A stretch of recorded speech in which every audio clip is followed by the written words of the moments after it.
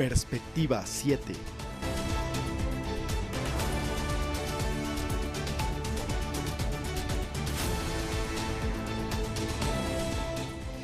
Hoy por hoy el presente y el futuro energético del país están en juego y no es para menos. Ecuador enfrenta una emergencia eléctrica como consecuencia de los efectos del cambio climático, una sequía que no se había vivido en los últimos 61 años y decisiones y omisiones en el sector eléctrico que hoy nos están pasando la planilla, la factura. Por esa razón abordaremos en los próximos 60 minutos las alternativas energéticas en el marco de esta emergencia eléctrica. Nos enfrentamos a un déficit de generación de alrededor de 1.400 megavatios con racionamientos diarios de 10 a 14 horas. Esta crisis no solo nos desafía, sino que también nos ofrece la oportunidad de reinventar y fortalecer nuestro sistema energético en el país. Acompáñenos mientras exploramos soluciones innovadoras y sostenibles con nuestros expertos. Damos la bienvenida a esta hora a nuestra compañera Sofía Vintimilla.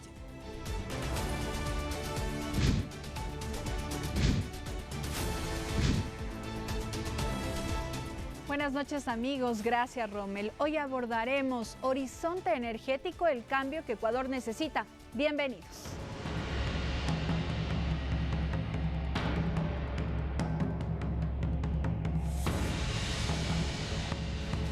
La fuerte sequía que afecta a la región trajo consigo varios incendios en Bolivia, Brasil, Paraguay y Perú. Ecuador también se ha visto afectado. Latinoamérica pasa por una de sus peores crisis energéticas, marcada por apagones prolongados, sequías históricas y redes eléctricas al borde del colapso. Y aunque la crisis energética afecta de distinta forma a los países de la región, los expertos marcan un patrón que agrava la situación: el impacto de la crisis climática. En los últimos meses se han registrado cortes de luz de 8 horas en Ecuador por la falta de lluvias en las zonas donde están ubicadas las hidroeléctricas, y en Cuba hasta de 20 horas por la obsolencia de su infraestructura. Actualmente en Cuba solo el 16% de los habitantes tienen electricidad y los otros están completamente a oscuras. A eso deben sumarle los embates de la tormenta tropical Oscar, que dejó consigo fuertes lluvias y vientos de hasta 110 kilómetros por hora. Las autoridades cubanas indicaron que la falta de electricidad se debe principalmente a la red de generación, que está obsoleta, con 7 centrales termoeléctricas construidas hace más de 4 décadas, de las cuales 7 unidades estaban fuera de servicio recientemente por averías. En Brasil, la sequía provocó fuertes incendios en la Amazonía, pero además redujo el nivel de agua en los embalses y actualmente trabajan en un 10% de su capacidad. En respuesta, el gobierno ha activado plantas térmicas alimentadas con gas y diésel. Además, han descartado la idea de apagones. El panorama en México no es diferente. Las olas de calor provocaron apagones por el incremento de la demanda en 18 de los 32 estados de ese país. El sistema eléctrico mexicano depende en un 70% de la importación de Estados Unidos de generación hidroeléctrica y de gas natural. En Argentina, por otro lado, el presidente Javier Milei anunció un plan de verano para evitar apagones durante esta temporada, pues su sistema eléctrico podría presentar fallas por la falta de mantenimiento y de inversión durante los últimos años. Por otro lado, Chile tiene una mejor situación, puesto que no depende al 100% de la energía eléctrica por las instalaciones de energía solar y eólica que fueron instaladas en el país hace varios años. Emilia Reynoso, Noticias 7.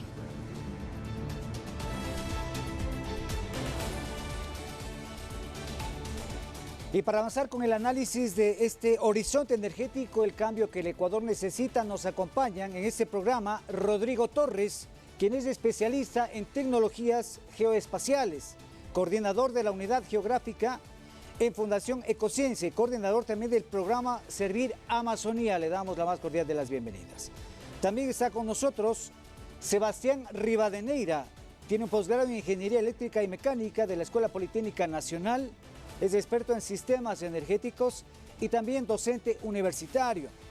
Damos la bienvenida también a Isabel Carolina Bernal, docente investigadora de la Escuela Politécnica Nacional, magíster en Ciencias de la Tierra, especialidad en Geología Ambiental y también doctor en Ciencias de la Tierra, especialidad en Hidrosedimentología y Geomorfología. Muchísimas gracias por estar con nosotros. Y bueno, ya para iniciar la conversación, Ecuador se enfrenta a una de las peores crisis eléctricas de su historia, con un déficit de generación, decimos, de energía que afecta tanto a hogares como a industrias.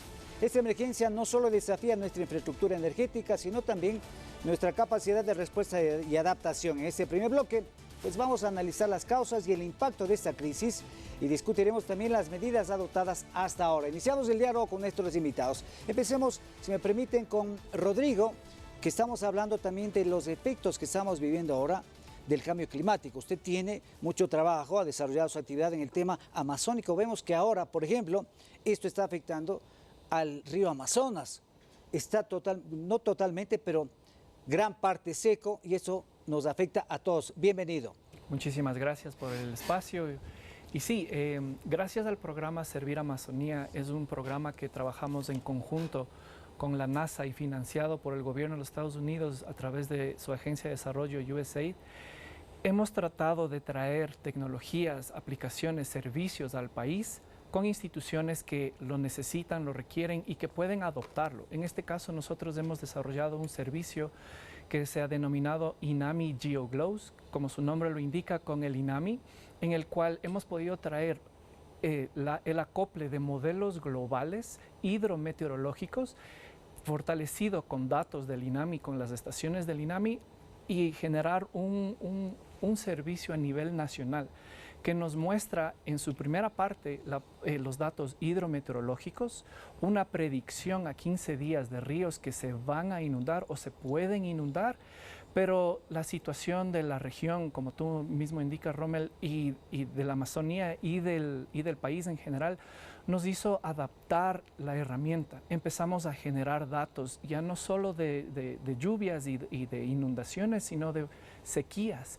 de incendios. Justamente esto ya lo veían venir ustedes, lo que estamos viviendo ahora, esa sequía que no se había visto en más de 60 años. No. ¿Se veía venir esto o es un cambio que se produjo así muy vertiginosamente? Es algo que se viene presentando a nivel global. No es solo la Amazonía, no es solo el Ecuador. Ahí vemos en otras regiones, en Asia, en África, donde o llega antes o llega después. En el caso del Ecuador hemos visto, analizado que llegó casi un mes de retraso esta época de sequía, pero sobre todo se ha prolongado más de lo que se necesita. Los datos que trabajamos junto con los profesionales del INAMI nos muestran que el mes de julio fue el mes en donde hubo menos lluvias. El mes de julio es donde nos muestran los datos donde realmente se vio este gran cambio, solo que los ecosistemas, los ríos, la vegetación no nos permitía verlo en su totalidad. Cuando ya los ecosistemas empezaron a secar, cuando los ríos empezaron a secar, es cuando vimos los estragos de lo que pasó concretamente el mes de julio, que fue el mes que cambió todo, digámoslo así. Claro. Y estamos viendo los datos que trabajamos con INAMI, como gran parte de los ríos, sobre todo los importantes para el tema de hidroeléctricas, están por debajo de lo considerado normal. Siempre hay un rango de máximos y mínimos que se los puede trabajar con datos históricos y vemos que varios ríos en el mes de julio, pero sobre todo en septiembre, que te menciono que ya se vio los estragos, está la gráfica, la curva de estos ríos por debajo de lo considerado los mínimos históricos. Claro, es un problema bastante grave. Vamos a conversar ahora con Isabel Carolina Bernal, que también tiene una especialidad en el estudio de la tierra. ¿Y qué decir de estos cambios que son abruptos y ahora nos tienen, digamos así, contra la pared porque vemos los cauces de los ríos totalmente secos en el Azuay, que siempre han sido pues unos ríos torrentosos? Pues ahora estamos enfrentando esta situación. Estamos hablando también del río Amazonas. Bienvenida, Carolina. Muchas gracias, buenas noches con todos. Claro, este tema hay que considerarlo que viene de un tema global, el cambio climático que nos está afectando, pero también tenemos que pensar que es un problema interno en el país, en cómo estamos tratando nuestras cuencas hidrográficas, cuál es el estado de salud de nuestras cuencas, cómo estamos desarrollando nuestras actividades socioeconómicas y están estas haciendo cortocircuito con la naturaleza, con los ríos, al no haber hecho una adecuada planificación. Esto ha ocasionado que una fase muy importante del ciclo hídrico, que es la evapotranspiración, haya disminuido gravemente. Estamos viendo imágenes, ¿no? Allí me está conversando. Miren, ustedes, es realmente algo sorprendente, ¿no? Nunca habíamos visto así al río Amazonas, ¿no? Exacto, es por esta deforestación, este maltrato que hemos hecho a nuestro medio, que se ha reducido considerablemente las lluvias y tenemos ahí este ciclo vicioso en el cual tenemos falta de lluvias, tenemos los incendios y una mayor generación de CO2 a partir de la liberación que se produce por estos incendios. Y entonces esto en vez de ayudarnos a salir de este hueco, lo que está haciendo es hundirnos más, ¿no? Claro, ese es el contexto, pero también nos está llamando... O sea, es decir, que no hemos hecho bien las cosas como humanidad. No hemos hecho pues bien los deberes, como digo yo, y ahora estamos enfrentando estas consecuencias. Realmente yo me quedo sorprendido, las personas llevando sus productos. Mire usted, caminando por lo que era el río Amazonas. Sí, así es. Yo he estado en la provincia de Loja, en la parte del bosque seco, justamente en septiembre.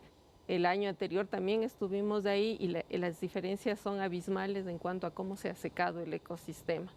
Pero no podemos únicamente considerar estos grandes cambios a nivel global, también hay que pensar en qué no hicimos como ecuatorianos, como sociedad ecuatoriana, ¿sí? Primero que nada nos dejamos únicamente llevar por la hidroeléctrica, ¿no? Sí, la hidroeléctrica es muy importante, pero sabemos que podemos producir únicamente cuando hay agua, ¿no es cierto? En el momento en el que hay esta escasez del recurso hídrico, entonces tenemos las complicaciones para poder planificar, para poder desarrollar nuestras actividades. Muy bien, hablemos ahora, está con nosotros Sebastián también, que es experto también en estos sistemas energéticos, Sebastián Rivadeneira. ¿Qué decir? Ya lo planteó pues Isabel Carolina Bernal, en el sentido de que se apostó aparentemente el 70, el 80% de la generación de energía precisamente para la hidroeléctrica, y ahora pues si no llueve estamos con los racionamientos. Bienvenido. Buenas noches, Rommel, y buenas noches con todos los invitados. Bueno, durante mayo, junio y julio es donde existen la mayor cantidad de lluvias en la cuenca oriental, mientras que en la cuenca occidental son los meses de febrero, marzo y abril. Debido a que la mayor cantidad de infraestructura de hidroeléctrica se encuentra en la cuenca oriental, es porque durante estos meses llega a generar aproximadamente un 85% de lo que consume el país. Y ya que no fueron las épocas de estiaje anteriores tan severas, es que prácticamente las autoridades se confiaron en que no iban a necesitar una reserva térmica de al menos un 40%, que es el descenso que en este momento hay. El país en este momento está apenas generando un 55 gigavatios hora al día, cuando el consumo normal llega hasta los 91. Y debemos pensar que la demanda creciente va a hacer que si en el año 2023 ya hubo un consumo de 27.000 gigavatios hora durante todo ese año, cada año hay un crecimiento aproximado de 2.000 gigavatios hora. ¿Esto qué significa?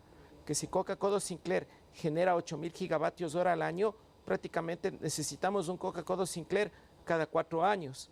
Y eso es lo que no ha pasado durante los últimos 8 años. Desde la entrada en operación comercial de esta central, no se construyeron otras centrales térmicas que complementen a la generación de las hidroeléctricas, y por eso es el grave problema que en este momento estamos pasando. Pero hay que poner en contexto también este tema, porque en efecto sí existe generación térmica en el país. Yo sé que no es grande, creo que son alrededor de 2.000 megavatios, que no, en efecto no abastecen toda la demanda de energía del país.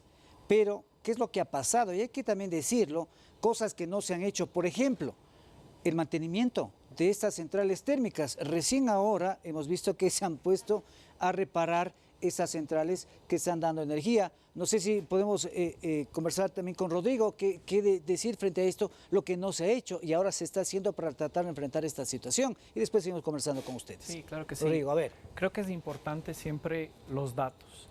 Los datos nos muestran un poco qué es lo que pasó antes y a dónde podemos esperar que nos va a llevar una realidad. Entonces, como bien mencionaban, si teníamos datos de que había suficiente agua, no se tomó en cuenta tal vez lo que puede pasar a futuro. Siempre la gente con la que se trabaja, los expertos y científicos, necesitan datos para la toma de decisiones. Ecuador, en ciertos aspectos, es muy deficiente en la producción de datos. Y creo que el tener una diversidad en temas energéticos siempre es saludable. En todo aspecto siempre tener varias opciones es bueno. Inversiones, educación, lo que sea, es bueno tener. Y lamentablemente no hemos podido tener esa diversidad necesaria en estos momentos. Y ha habido negligencias, digo, porque estaban las térmicas, es verdad, está ahí, pero están dañadas o estaban sin funcionar. Y ahora recién se están poniendo a funcionar para enfrentar ahora recién, pero han pasado varios años. Sí, generalmente hemos visto que somos una sociedad o un país de reacción y no de mitigación. Y ese creo que es un gran problema. Estamos acostumbrados a atender algo cuando ya está muy tarde, cuando ya se daña, y por eso es importante estos sistemas de alerta temprana que nos pueden mostrar cuál puede ser una de las realidades. Eso no ha habido. No, y para eso también necesitamos datos. Siempre necesitamos datos que nos puedan llevar a tomar estas análisis, predicciones en función a cómo se está comportando A o B situación. Correcto. Y ahí estamos hablando de las decisiones que se han tomado y estamos conversando con Isabel Carolina Bernal en el sentido de que, por ejemplo, se tomaron decisiones, está bien ahora, está generando Coca-Cola. Sinclair, de una manera importante, está sosteniendo también la generación, pero aparentemente esa obra fue sobredimensionada. No creo que ha llegado, ustedes me van a corregir, a producir los 1.500 megavatios que fue diseñada en este sector. Y alguien se pregunta también en las redes sociales, está lloviendo, en estos últimos días ha habido lluvia, ha habido un fuerte caudal del río, y decían, ¿y por qué no se acumula toda esa agua en una represa? ¿Por qué no se construyó una represa para aguantar toda esa agua y después seguirla reutilizando para seguir generando energía? Bueno, por favor. En cuanto a Coca-Cola Sinclair, hay que pensar en la ubicación donde se encuentra esta obra, ¿no? En esta ubicación no permite que se tenga un embalse como el que tenemos en Paute-Massar, ¿sí? Entonces, por eso no se pudo hacer y se vio una mejor opción en una central de pasada, que es lo que se tiene, ¿no? Ahora. Sin embargo, los sucesivos gobiernos no consideraron que había una necesidad de hacer un mantenimiento. No se hizo mantenimientos en las hidroeléctricas, no se hizo mantenimientos en las termoeléctricas. Entonces, eso ha conllevado que tengamos, además de la crisis hídrica, una crisis de sedimentos en todas las hidroeléctricas. O sea que esto tarde o temprano nos va a seguir pasando más factura, algún momento ya se va eso a tener es que cierto. paralizar esto. Una hidroeléctrica se la proyecta con 50 años de vida útil, pero nosotros no pensamos que los 50 años de vida útil o cuando ya pagó la inversión, ahí se acabe la obra. No, necesitamos hacer una gestión adecuada de los sedimentos, que es lo que daña en realidad a las hidroeléctricas, de manera de alargar lo máximo posible esta vida útil, porque levantar una hidroeléctrica es un dinero que no existe ni existirá para un país como el nuestro, y las afectaciones socioambientales, económicas, serían impresionantes, ¿no? Por este motivo, el gobierno debió, yo desde que estoy asesorando o que estuve asesorando a CELEG en el 2020, se hablaba de poner ya en funcionamiento las termoeléctricas. Claro. Y también ya en el 2022, en Primicias, hubo un reportaje en el que se hablaba de la necesidad de que CELEG tenga recursos frescos para poder reinvertir en nueva generación y hacer el mantenimiento. ¿2000 cuánto? 2022. 2022, ya. En abril del 2022. Entonces, eso no se hizo, ya se sabía que si no se hacía estos mantenimientos iban a llegar los apagones. Pero como cambiamos de esto gobierno, ya se sabía desde hace años. Se sabía desde hace años, pero como cambiamos de gobierno, cambian los directores, los jefes, entonces no hay una política de Estado que diga, cambie quien cambie, hay que seguir con los mantenimientos, con la reinversión, pero eso se desaparece cada cambio de gobierno y entonces no pusieron eso tiene la que atención investigarse. necesaria. Eso habrá que investigarse, alguien tiene que responder por esto. Yo siempre digo por las omisiones o por las acciones, y allí, pues con Sebastián, ¿qué decir frente a todo esto? Hay que señalar realmente quiénes son los responsables de lo que ahora estamos viviendo en esta situación de los racionamientos. No, primero que todo hay que hacer una aclaración. El Centro de Investigación y Recuperación de Turbinas CIRT, que se encuentra en Hidrogoyán, en Baños, viene reparando por más de 8 años todos los rodetes y otros elementos de las turbinas de todas las centrales hidroeléctricas del país, y eso ha ahorrado varios millones de dólares y también el tiempo y la logística que significa llevar esto afuera. Y también otra aclaración que hay que hacer es que, o sea, la administración que estuvo en SELEC desde el año 2019 con Gonzalo Quillas continuó hasta el final del gobierno anterior y ha continuado la misma administración porque están gente muy cercana al exgerente, como fue el caso de Fabián Calero, que ahora es viceministro de Electricidad. Entonces, sí hubo más bien una continuidad de los directivos y ellos sabían lo que iba a pasar. Sin embargo, los proyectos de energía eléctrica son a largo plazo, mínimo son 4 años. Exacto, y durante ese tiempo, me refiero desde el año 2018, ya debieron haberse iniciado la ejecución de los proyectos. No solamente estamos hablando de estudios definitivos, diseño a detalle, también ya se necesita la ejecución, el financiamiento, los planes, no solamente tienen que estar en papel. Entonces, el actual plan maestro de electrificación es una copia del anterior, porque no se ejecutó lo que debía haberse hecho en las anteriores administraciones y ahora están las consecuencias. Por ejemplo, ya al salir el gobierno del señor Lasso, pues decía que ya se habían entregado estos títulos, iba a entregar los títulos para generación de otro tipo de energías, pero al final eso tiene que estar acompañado también de recursos, porque si no, sin dinero no se puede hacer nada tampoco. También hay que mencionar que la ejecución presupuestaria de SELEC en los años anteriores ni siquiera llegó a superar el 50% en muchas de las unidades de negocio, y también hay que verificar cuáles fueron los repuestos utilizados en el mantenimiento de varias de las centrales térmicas, especialmente en la costa, que no fueron originales de fábrica y utilizados a través de terceras empresas. Correcto, todo eso tendrá que ser aclarado, pero nosotros tenemos que seguir con este análisis, en este horizonte energético, el cambio que Ecuador necesita. Vamos a hacer una pausa y regresamos con más aquí en su programa Perspectiva 7. Ya venimos, no se vayan.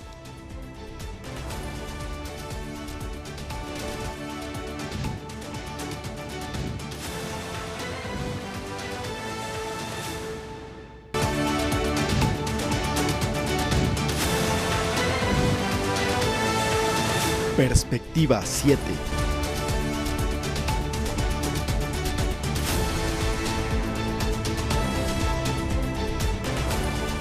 Gracias amigos por su sintonía. Los paneles solares con los que cuenta la empresa eléctrica de Quito en la central Quitumbe producen alrededor de 215 megavatios al año. Es un equivalente a la demanda de energía para 66 viviendas. Revisemos este tipo de energía limpia. Ante la época de sequía e intenso sol, la alternativa de energía fotovoltaica a menor escala se hace cada vez más accesible, tanto para residencias o empresas. Por ejemplo, la empresa eléctrica Quito, en su centro operativo de Quitumbe, ha instalado 240 paneles solares en sus terrazas. Lo que hace es de que toda la electricidad que se genera con base en los paneles solares se inyecte al consumo de cada inmueble. Los paneles instalados a lo largo de los aproximadamente 800 metros de superficie aportan 215 megavatios al año. Si lo llevamos al sector residencial, los 240 paneles podrían atender la demanda energética de 66 viviendas. Cada sistema fotovoltaico como tal tiene un registro en línea. Casi todos los paneles ahora lo tienen y ahí podemos hacer un registro de cuánta energía consume por hora. Estos dispositivos están compuestos de celdas de silicio y electrones que absorben la luz del sol y la conducen para convertirla en electricidad, que a su vez se conecta a la corriente alterna del inmueble. En promedio, solo un panel genera 2 kilovatios al día, por lo que se necesitará al menos 4 horas de sol para que brinde energía. Y que se pueda ser usada por los aparatos eléctricos de la red. Incluso los paneles han sido de mucha ayuda para don Carlos, que tiene un pequeño kiosco en el sur de la capital. Funciona normalmente con el sol, bueno, la noche se carga, ya no es necesario que haga un solazo, sino se carga con la calor de él. Los paneles de energía fotovoltaica tienen una vida útil de 25 años y la empresa eléctrica Quito planea instalar estos dispositivos en sus centros operativos de Cumbayá y Calderón. Edison Saavedra, Noticias 7.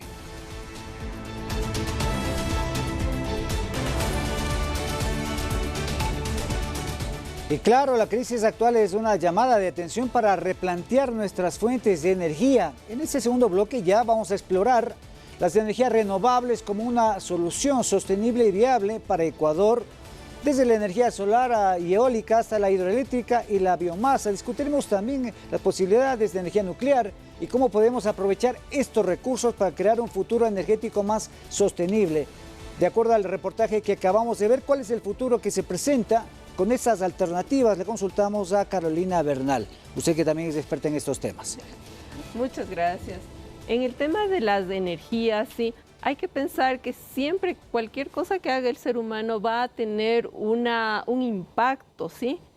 Alguna cosa que tenemos que manejar, que aprender a controlar. La energía hidroeléctrica es muy importante, pero no es una energía que limpia, digámoslo así, porque va a tener consecuencias ambientales muy importantes y es por eso que cualquier proyecto que se haga debe ser muy bien pensado en cómo lo estamos gestionando. En otros tipos de energía, como la eólica, la fotovoltaica, hay que considerar las condiciones climáticas del país que nos pueden o no nos pueden favorecer este tipo de energía, ¿no? Por ejemplo, energía eólica, pues estamos viendo que debe haber una zona en donde, en efecto, se tenga condiciones del viento adecuadas para que pueda funcionar. Exactamente, esa zona es loja, es adecuada, sin embargo, no todo el país es adecuado para la generación de ¿Ustedes han hecho estudios, por ejemplo, está Loja, Galápagos también? Galápagos, pero no todos los sitios. Ahora hay que pensar que la fotovoltaica, hay sitios que son muy importantes para esto, como Imbabura, como Pichincha, Manabí, no tanto, pero en cambio tenemos ese enorme espacio en el Aromo que nos puede ayudar, ¿no? Entonces, fotovoltaicas son los paneles, ¿no es cierto? Los paneles solares, sí. Entonces hay que pensar en varias soluciones que nos ayuden a diversificar esta matriz, pero pensando que cualquiera de ellas necesita ser gestionada con mantenimiento y que nuestras tarifas de electricidad deben reflejar esa reinversión necesaria para SELEC y el mantenimiento, porque si no, no nos sirve de nada. Hay la energía geotérmica, que es la energía de los volcanes. Tenemos una cantidad enorme de volcanes en el país y es necesario que sepamos aprovechar esto. Hay el proyecto Chachimbiro que ha estado... Vamos a ver más adelante un video sobre eso, ¿no es cierto? Vamos a hablar, pero al final, ya para seguir conversando con los demás compañeros del panel, ¿qué posibilidades hay? Eólica, fotovoltaica, ¿hay posibilidades? ¿Se puede hacer? Hay posibilidades, más ¿El tiempo, recursos, inversión que se necesite? El problema es que ninguna es inmediata. Vamos a necesitar un tiempo para implementar una inversión para hacerlo, sí, y nada de lo que hagamos va a ser una solución inmediata ante la crisis actual, ¿no? La crisis actual lo único que nos lleva es a decir, tenemos que contratar urgentemente las barcazas, la generación en tierra, termoeléctricas. Correcto. A ver, Sebastián, ¿qué decir frente a estas posibilidades que se están explorando? Ahora ya hay algunas alternativas que se han planteado, hay posibilidades de generación eólica, generación también con los paneles, pero realmente, en efecto, hay que hacer estudios, hay que hacer un trabajo que nos permita, pero de aquí a mediano y largo plazo. Eso es lo que estamos pensando ahora. A ver, para el caso de las energías renovables no convencionales, las fotovoltaicas y las eólicas apenas producen un 1.4% de energía de lo que consume el Ecuador. Y en nuestros países... 1.4 es poquísimo. Es nada. Pero hay que ir sumando, ¿no? Todo ayuda, pero este mismo tipo de energías que han sido largamente promovidas en Colombia y en Perú, nuestros vecinos llegan al 4% y han invertido cualquier cantidad de dinero.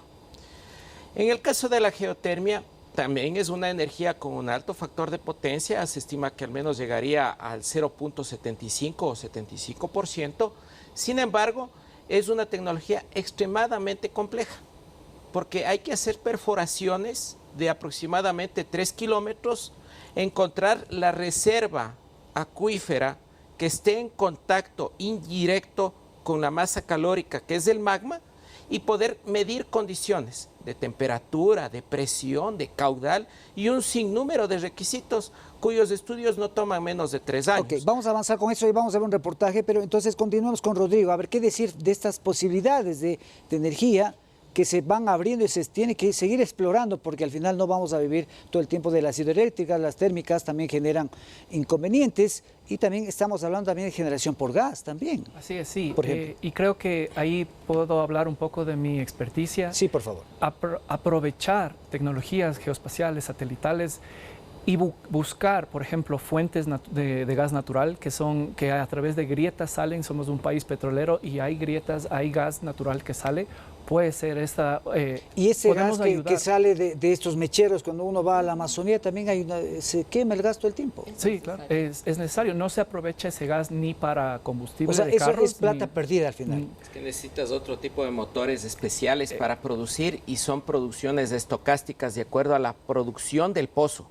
¿Qué es esto? Expliquemos esto que se entiende estocástica, ¿qué significa? Para que podamos entender todos, estocástico, ¿no? Es un evento variable, ¿no? O sea, estamos hablando de probabilidades, pero aquí lo que se necesita para aprovechar el tema del oriente es una red eléctrica que ya está lista, la subestación en San Rafael al norte, y esta red de 230.000 voltios debería estar interconectada a todos los pozos petroleros que tienen una autogeneración, y los excedentes de esa autogeneración pudieran ayudar al sistema nacional interconectado.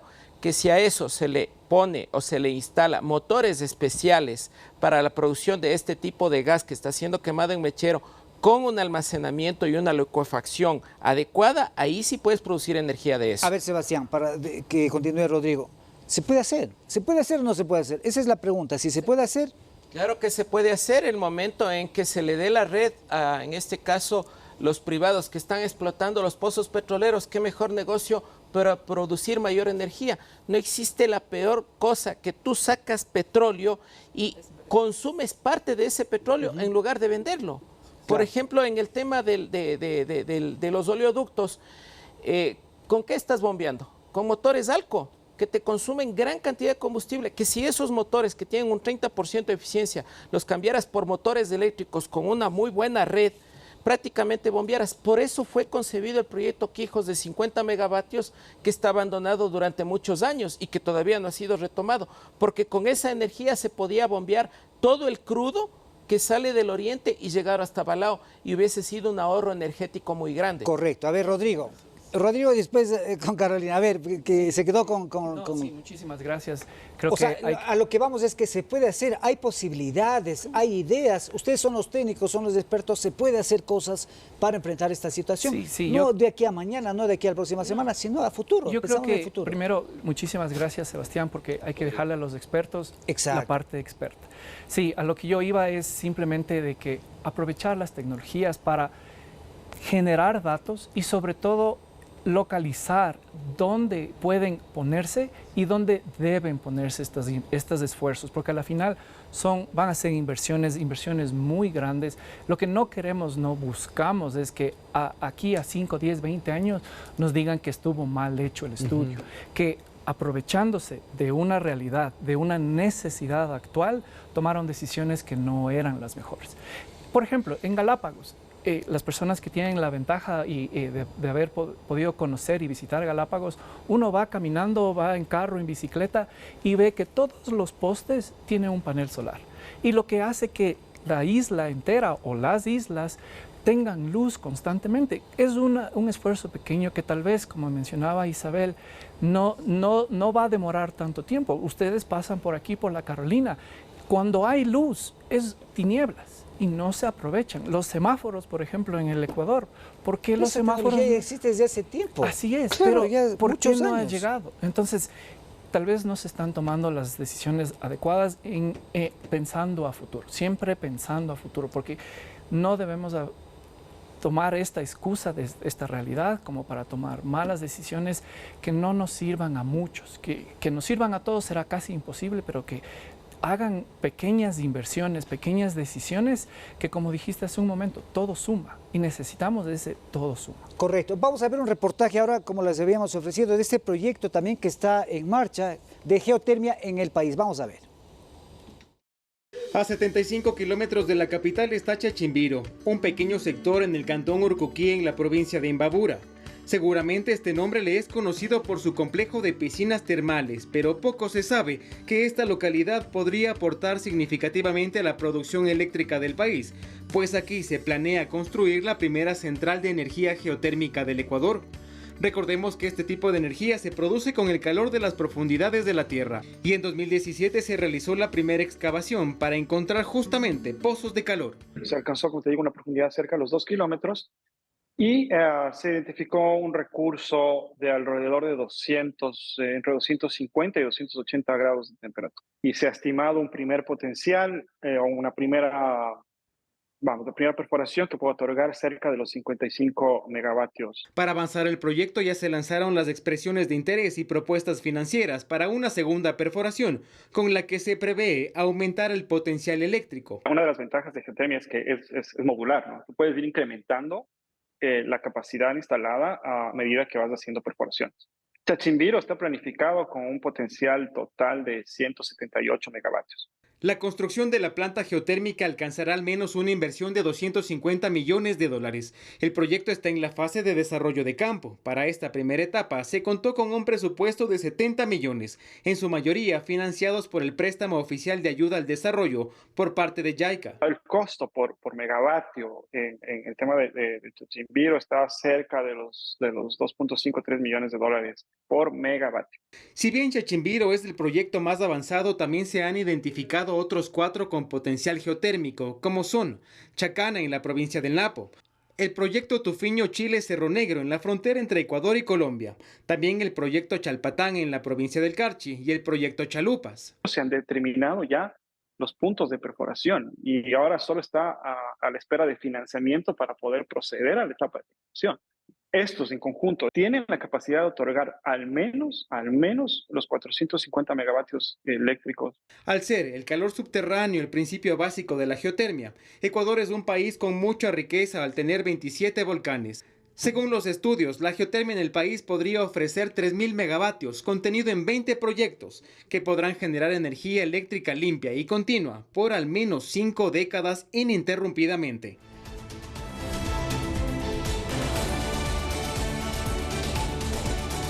Claro, lo que decíamos, está en marcha este proyecto geotérmico en Chachimbiro con el apoyo del gobierno de Japón. Ha avanzado, se está entregando recursos para tratar de conseguir seguramente y lo antes posible que pueda estar funcionando una central geotérmica en el país. Le debía la palabra a Isabel Bernal, que de frente a esto estaba muy atenta también revisando el reportaje.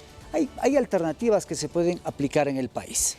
Sí, me gustaría retomar las palabras de Rodrigo en el sentido de que en el Ecuador somos expertos para responder únicamente a las crisis, pero no estamos para reaccionar, pero no somos expertos en la planificación, en ver qué vamos a hacer a futuro, ¿no?, con estos temas. Y tenemos proyectos que no han sido hechos con la suficiente información, sí, con una base sólida. Y hablaba Sebastián del proyecto Quijos. El proyecto Quijos es un proyecto que quedó abandonado y se está destruyendo, pero fue porque los estudios geológicos no consideraron que había unas fallas que hacían compleja la perforación y no van a poder continuar en esas perforaciones y está ahí abandonado. Entonces, es necesario que nosotros tengamos información de buena calidad, que es la que no se tiene. ¿Fallaron los estudios ahí? Fallaron los estudios. ¿Y en Coca-Cola qué pasa con la erosión regresiva? ¿Qué pasa con todos los elementos y todo? O sea, ¿de qué estamos hablando? Eso es lo mismo, porque lo que se hace es, se tiene la necesidad, la idea, y sí, tenemos un montón de recurso hídrico que hay que aprovechar y hagamos.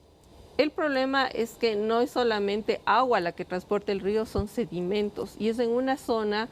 El Ecuador es geodinámicamente no muy activo, es hiperactivo. Tenemos para eso tantos volcanes, tantos terremotos, que lo hacen una zona demasiado complicada para la construcción de este tipo de obras. En ese caso de ese proyecto geotérmico, ¿qué podemos decir? Están iniciando, ¿no? Bueno, avanzado de alguna manera ya, digo, hay recursos también del gobierno de Japón, pero es viable. Es viable, ese proyecto es viable porque yo no estoy afectando a un río, Estoy trabajando con el calor interno de la tierra y con aguas subterráneas, que son dos recursos abundantes, ¿sí? y que tratados de una manera adecuada, por eso tenemos que los que trabajen ahí son de alta tecnología, ¿sí? Va a ser tratado de forma eficiente ese proyecto, ¿sí?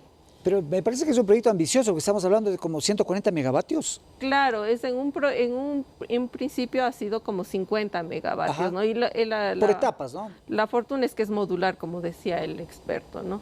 Entonces, vamos a ir avanzando con estos proyectos geotérmicos, pero todos los demás proyectos que nosotros tengamos en mente, es necesario basarnos en esta información dura de la que habla Rodrigo, ¿sí?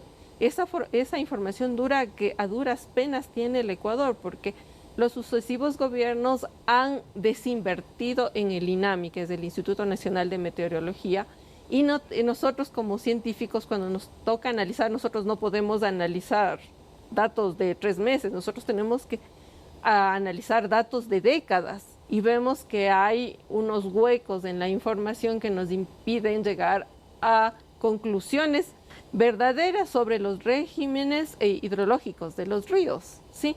Entonces me parece genial que se esté trabajando en estos temas para ver si paliamos de alguna manera este error craso que se cometió al desinvertir en el INAMI. A ver, pues Rodrigo, ¿qué decir frente a estas posibilidades? Se puede hacer, se puede tener, y me parece que no en mucho tiempo. ¿Cuántos años serán? ¿Unos 3, 4 años?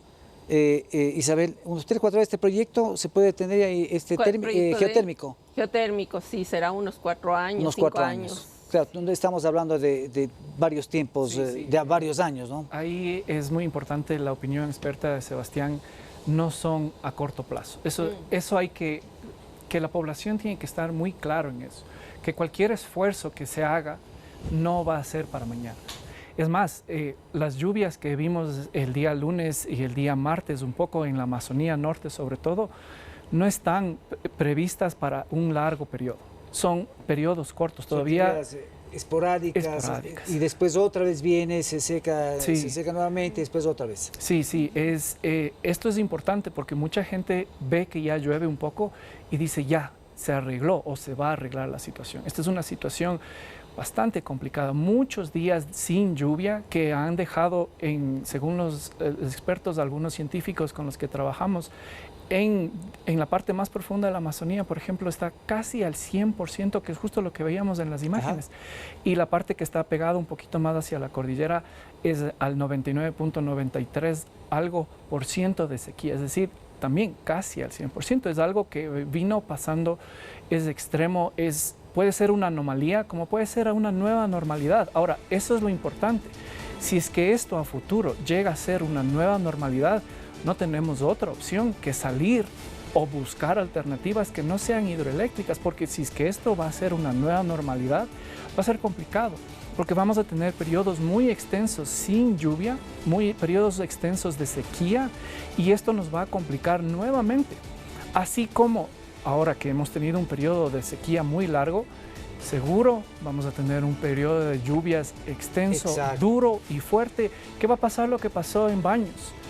Cuando el terreno está muy seco, el peso del agua, un agua muy abrupta, muy de golpe, va a hacer que se deslice. Y se desliza y se lleva a carreteras, poblaciones, poblados. Muy bien, vamos a hacer una nueva pausa y regresamos ya en nuestro tercer bloque con las conclusiones y recomendaciones y también con este análisis de estas nuevas energías, nuevas posibilidades de inversión en estas nuevas energías. Ya venimos.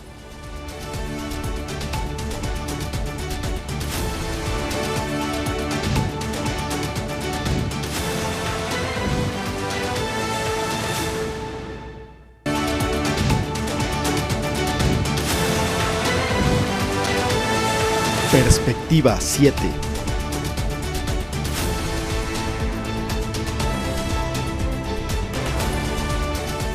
Continuamos con el desarrollo informativo. China, Japón, Reino Unido, Francia y Estados Unidos son países que construyen o tienen planes avanzados para generar nuevas centrales nucleares, naciones que apuestan a otro tipo de energía. ¿Pero qué pasa en América Latina? Ahora lo contamos. Con la sequía afectando a varios países de América Latina que han provocado cortes de luz y además suspensión de agua potable en algunas ciudades para mantener el caudal de las hidroeléctricas y de esta forma evitar apagones, el presidente de Ecuador, Daniel Noboa, y los gobiernos de otros países han traído a la mesa varias opciones para llevar energía a sus países de otra forma. Una de ellas, la energía nuclear. Pero esto no es nuevo. El primer reactor para producir energía eléctrica entró en funcionamiento el 26 de junio de 1954 en la localidad de Obninsk, en la antigua Unión Soviética. Desde entonces, varios países, principalmente de Europa, han adoptado este tipo de energía. Los principales productores de energía nuclear en el mundo son Estados Unidos y Francia.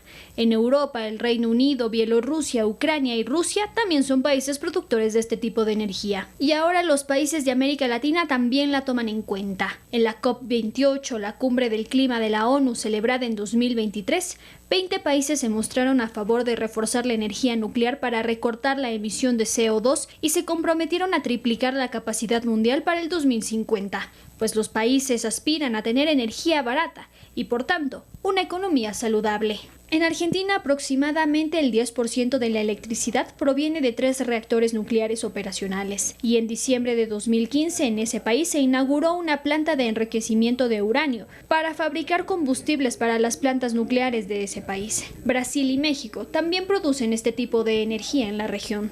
La energía nuclear tiene un par de obstáculos que superan en términos de regulación y de capacidades. Pero ahora las centrales están diseñadas para adaptarse si algo sale mal.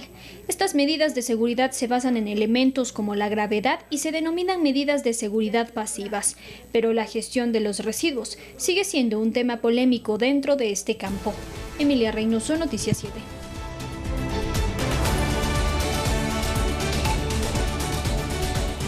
Bien, estamos ya en el tercer y último bloque de este programa, que estamos analizando este horizonte energético, el cambio que el Ecuador necesita. Le diría la palabra a Sebastián sobre el tema de geotermia y vamos ya rapidito a analizar también la energía nuclear. A ver, Sebastián, ¿qué decir de las posibilidades de tener en el país? Hay un proyecto en marcha, Chachimbiro, de geotermia.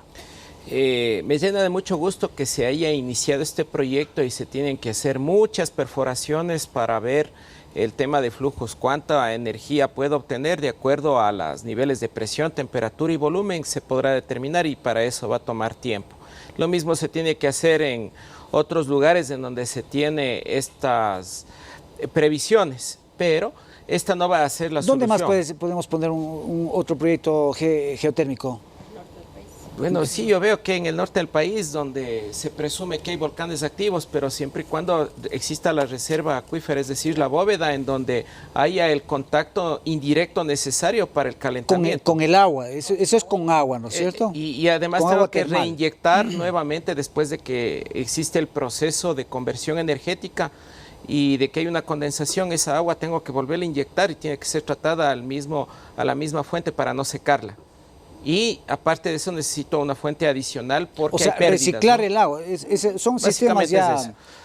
Sí, pero esto no va a ser la solución porque recordemos que el déficit, no, si es que lo medimos en potencia son 1500 megavatios, pero si lo medimos en energía estamos hablando del orden de los 2000 gigavatios hora, es decir, estamos ante una crisis donde se necesita una solución térmica que sea permanente. Correcto. Y para eso están las centrales a vapor, que pueden ser por varias fuentes energéticas. Entre ellas están los calderos, que pueden ser activados por carbón, biomasa, diésel, gas, fuel oil, residuos de petróleo, cualquier tipo de materia orgánica que contenga carbón. Eso para una solución más inmediata.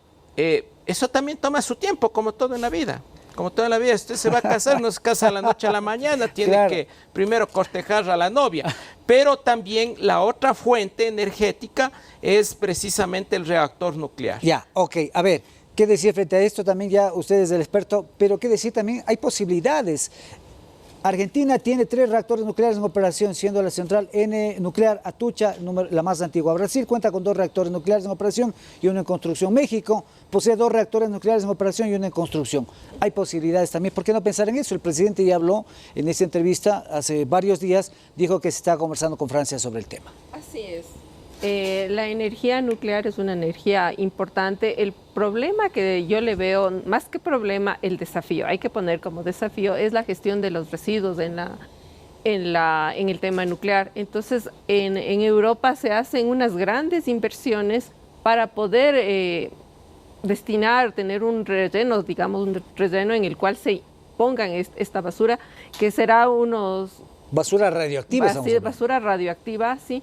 ¿Y qué población va a querer tener este tipo de residuos a su lado, no? Entonces, eso va a necesitar una gente muy capacitada, primero, técnicos muy capacitados. Es un desafío para todo el país de preparar a la gente que va a trabajar en esto, de determinar los sitios en los cuales vamos a disponer este tipo de residuos, ¿sí? Y la forma en la que vamos a hacer.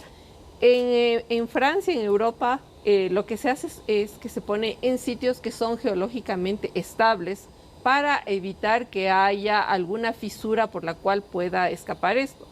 En cambio, estos residuos radioactivos, en cambio en el Ecuador es un país geodinámicamente muy activo, lo que dificulta mucho encontrar sitios donde disponer esta... Correcto. Vamos a ir cerrando. A ver, Rodrigo, ¿qué decir frente a estas posibilidades también, no? Sí, yo quiero enfatizar muchísimo lo que acaba de decir Isabel, la ubicación. Es importante, primero, buenos estudios de respaldo y hacerle caso a los estudios, porque muchas veces hay estudios que al inicio de un proyecto, pero que a lo largo de algún proceso, del periodo de tiempo, no se les hace caso.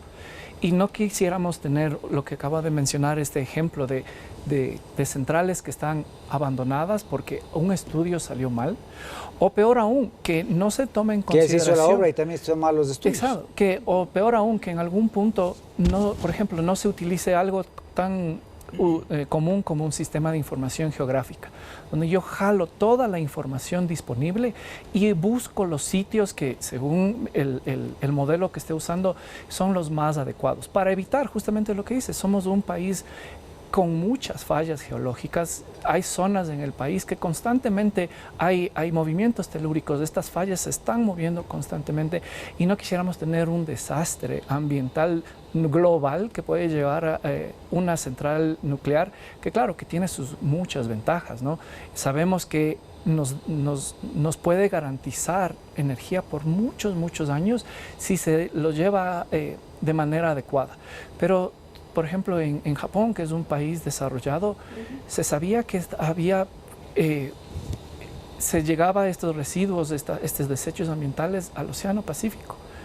Y de una u otra forma, tal vez lo pudieron contener, lo pudieron trabajar de mejor forma, pero no quisiéramos ver algo así, ni en la Amazonía, ni en nuestros océanos, ni en ninguna parte. Correcto. Si se hace adecuado...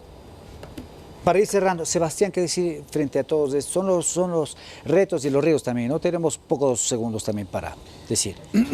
La energía térmica tiene que ser una fuente permanente. Debemos dejar de consumir o autoconsumir los combustibles y lo poco que nosotros producimos para exportarlo. Esa es la oportunidad perdida que lamentablemente está sucediendo.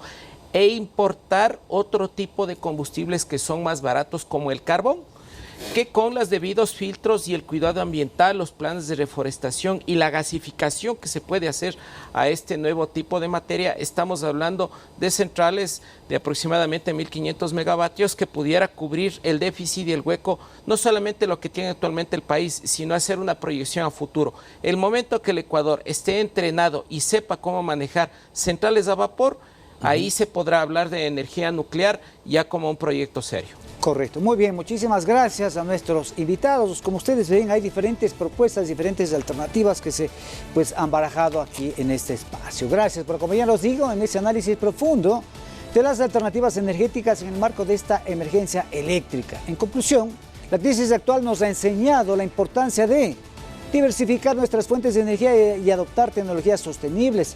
Nuestros expertos han recomendado acelerar inversión en energías renovables como solar, eólica, en fin, y las demás. Implementar políticas de incentivo y regulación para fomentar la eficiencia energética, fortalecer la infraestructura y cooperación internacional para garantizar un suministro energético fiable y resiliente. El camino entonces hacia un Ecuador más sostenible es un esfuerzo conjunto. Con esto nos despedimos, hasta la próxima. Siempre es un placer, amigos, de estar junto a ustedes. Descansen y disfruten lo que resta del feriado. Nos reencontramos el siguiente domingo a partir de las 20 horas.